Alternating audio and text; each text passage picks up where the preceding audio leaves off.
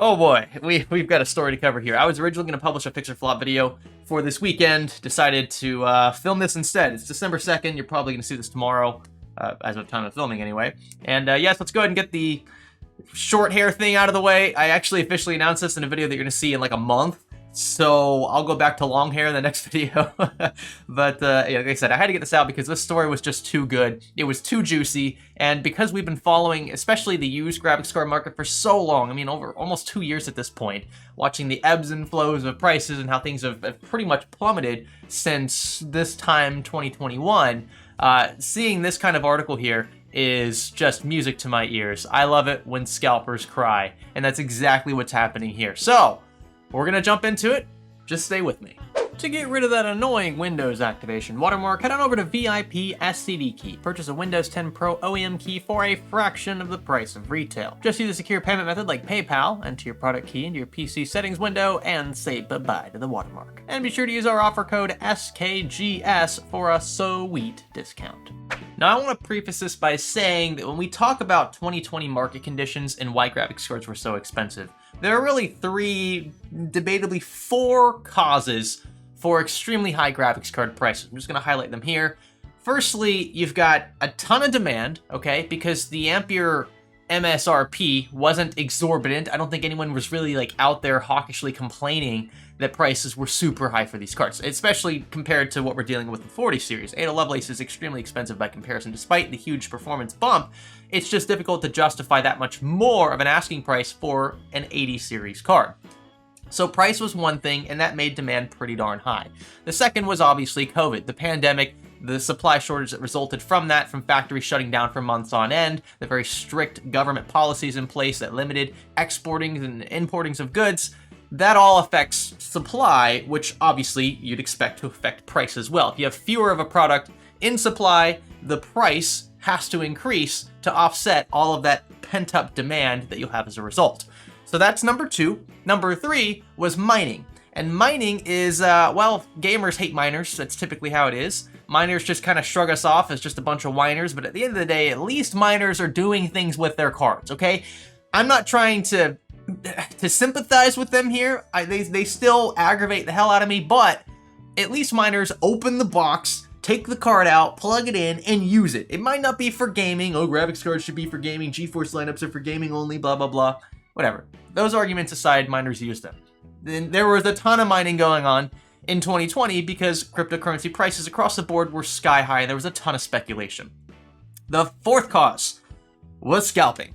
Scalping is kind of a byproduct of a short supply and a high demand scenario. You can't really scalp if there's a ton of something in the market already because you can't prey off of that scarcity. So scalpers realized that there was a sharp scarcity in graphics card supply when Ampere was launched, and whenever they could get a hold of a pallet of cards, just a shelf of cards, etc., they would buy them up and then sell them on eBay for 2 or 3 times retail. That's scalping in a nutshell, and we experienced a ton of that on the consumer side in the graphics card space in 2020 and through 2021 as well. So when I see articles like this pop up on my feed, I have to make a story on it because we've been following this for so long, and it's important that people understand that market conditions are no longer the same. What we experienced in 2020 is not what we're experiencing now in 2022. Yes, inflation is higher than ever, and we printed a crap ton of money in 2021. Yes, we get that. It takes a while for those things to actually affect the market, however. You can't just print a bunch of money and expect the price of milk to go up to $20 overnight. Again, it kind of has to trickle through the economy, and when scalpers jump on things like this, with the expectation that those exact same market conditions are in play, they end up getting burned, which is exactly what's happening here.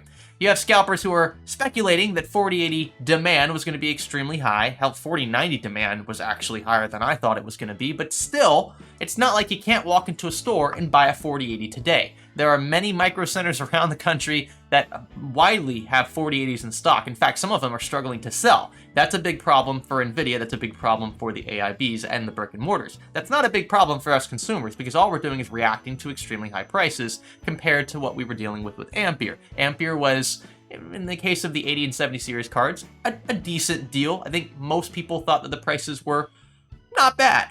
Then you get Ada Lovelace and $1,000+ 80 series cards, and it's like, hold on a second, I know we're getting a ton more performance here, but this is not an 80 series price. This is like 90 series or frickin' Titan level pricing. We're not as bad off as we were then. I think that's a pretty obvious point. We also don't have as much pent-up demand. Pent-up demand is basically the number of people who want to buy a thing increasing over time because people can't buy them when they want to. So you get this kind of like queue effect where people just keep getting in line and the line gets longer and longer and longer, and then these retailers have to slowly trickle the cards out because they can't keep up with the amount of demand there. That raises prices because that allows them to maintain steady inventory levels, even though those inventory levels are now lower.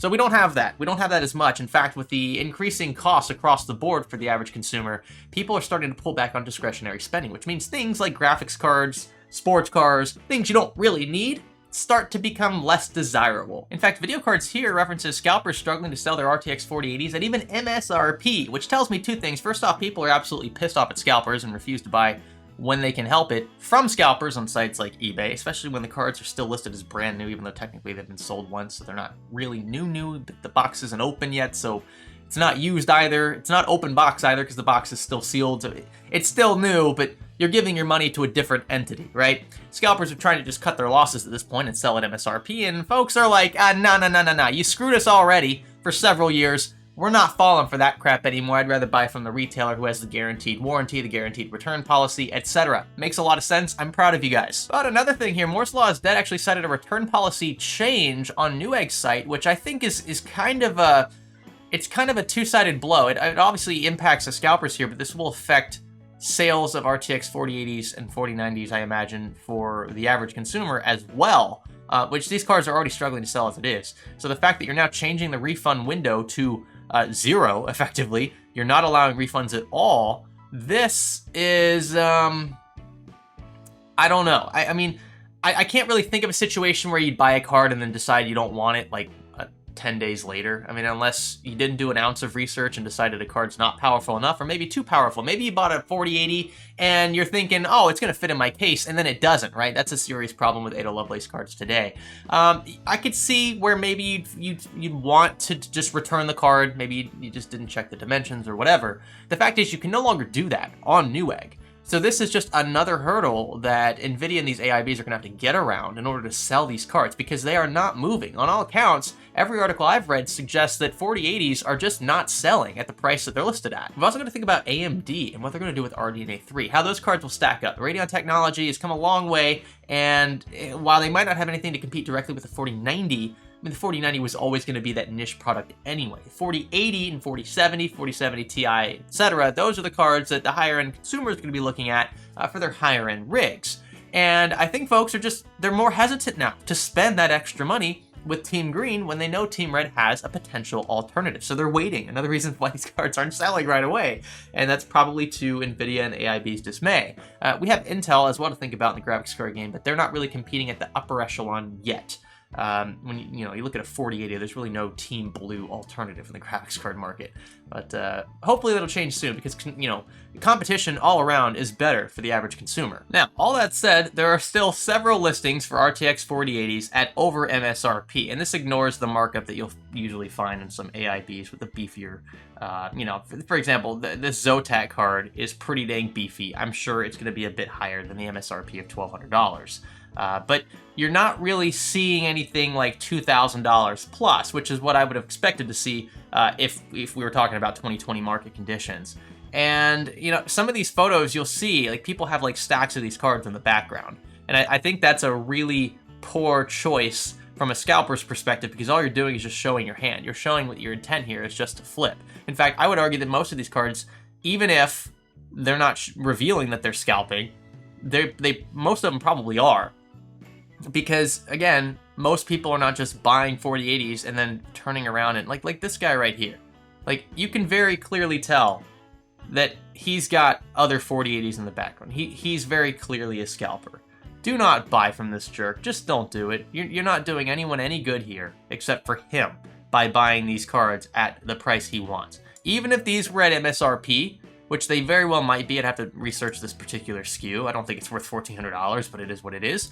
don't buy from him. Buy from, again, a brick and mortar, buy from Micro Center, buy from Amazon or frickin' even Newegg for that matter. As much as I dislike Newegg and some of the things they've done, buy from them instead of this guy. There are other hints as well. Again, I can't obviously definitively say that this person here is scalping, for example, but when they say things like factory sealed, like that's a big selling point for a lot of products that are being scalped because you know that they were never opened, you know that they are quote unquote brand new. You've still got folks bidding on these freaking cards. Like the current bid is up to $1,200. There's still 24 hours to go. Just stop. Please, just stop. Even if this guy bought this and just decided, nah, you know what, I don't actually want it. And it's a genuine just resale, not attempting to scalp, even though he'll obviously take the profit if he makes it. It doesn't really make sense to buy these brand new cards here when you could buy them, because they are widely available, at those bigger box stores, the e-retailers and the brick and mortars. Other telltale signs that things may be scalped, seeing things like in hand in the title. Why would you need to put that? The reason why some of these scalpers are putting it in there, they feel like they have to, is because back in 2020, people were selling pre-order guarantees of cards. They were selling cards they hadn't actually been given yet, but that they were guaranteed to be given at a later date by Nvidia. What the heck is that crap? And people still bought it. They still bought into these cards back then. That's how desperate folks were and how greedy scalpers were. So those tactics are kind of bleeding into 2022. Again, they're not realizing that market conditions have changed. And I'm not trying to help scalpers here, but these are the cues you can pick up on if you're just, for some reason, browsing eBay for a brand new 40. I don't know why you would be doing that. But again, in hand, it's obviously in my hand because I took a freaking photo of it and put it on eBay. There's no need to put that there. That, to me, is a pretty big red flag for a scalper. Not guaranteed, just something I would look out for. Now, some of these cards may be sold directly by e-retailers. For example, sometimes Amazon and Newegg will list products on eBay at the same time. They'll do it concurrently with their listings on Newegg. And I suppose if you find some utility in ordering on eBay that way, maybe you're an international viewer and Newegg doesn't service you directly, you could do it via eBay.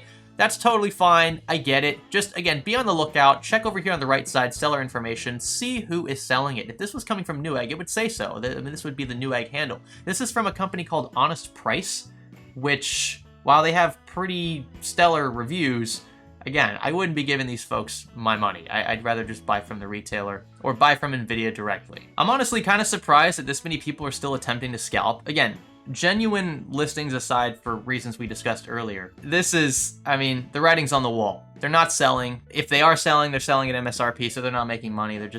They're done with it. They tried, and it worked, and now they're trying again, and it's not. Hopefully this will be discouraging enough to where they'll stop touching these cards and stop trying to screw with the market. It's great.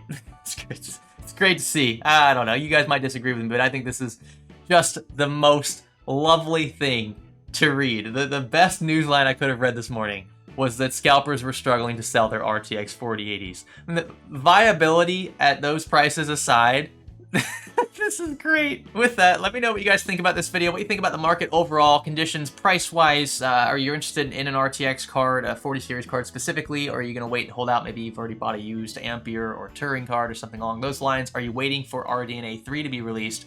All of that would be pretty useful info if you want to leave that in the comment section below. Again, I just get a kick out of this here. It's lovely. I mean, what other statement does this make other than the fact that there is just not enough demand because prices suck this bad? Like, prices suck so bad that scalpers can't even scalp the cards. That should be a wake-up call to the entire industry. And again, hoping things slightly change for the Team Red side of things. I don't want RDNA 3 to be really the only viable choice out there. That's no good for consumers in the long run. But it's very clear that the prices aren't working as is. And when scalpers have to resort to selling their cards at MSRP or below just to get rid of them, and they still don't move in bulk, that's a serious problem. For them, not for us. Finally, the consumer isn't getting totally screwed here. And again, that's music to my ears. Thanks so much for watching. Like the video if you liked it, dislike it if you disliked it, consider subscribing, consider joining us on our public Discord server, consider supporting us at Patreon, and stay tuned for the next one. My name is Greg. Thanks for laughing with me.